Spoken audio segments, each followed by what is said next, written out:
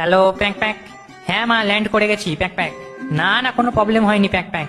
কিন্তু মা, মর্তের বাতাসে খুব দূষণ প্যাক প্যাক, দম নিতে খুব কষ্ট হচ্ছে মা প্যাক প্যাক। কি একটা মাস্ক কিনে নেবো? আচ্ছা মা প্যাক প্যাক। ছাত্রছাত্রীরা কি করছে প্যাক প্যাক?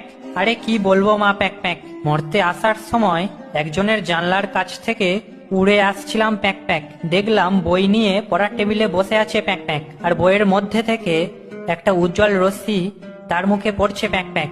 আমি ভাবলাম মর্তের নতুন আবিষ্কার, ডিজিটাল বই বেরিয়েছে প্যাক প্যাক। ও মা, বইয়ের মধ্যে দেখি একটা ফোন রাখা, ছেলেটা রিলস দেখছে প্যাক প্যাক। এখানে পড়াশোনার হাল খুবই খারাপ গো মা প্যাক প্যাক। কি?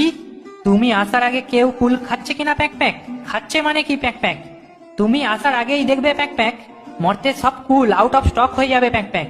একজনকে জিজ্ঞাসা করলাম, মার তো আসতে এখনো দেরি আছে প্যাক প্যাক, মা আসার আগে সব কুল খেয়ে নিচ্ছ প্যাক প্যাক। আমাকে বললো কি প্যাক প্যাক, এগুলো কুল নয়, কুলের মতো দেখতে প্যাক প্যাক, হাইব্রিড কুল। মর্তে সবই ভেজাল গো মা প্যাক প্যাক। কি সবাই তোমার পুজো নিয়ে কেমন এক্সাইটেড, কি বলবো মা প্যাক প্যাক।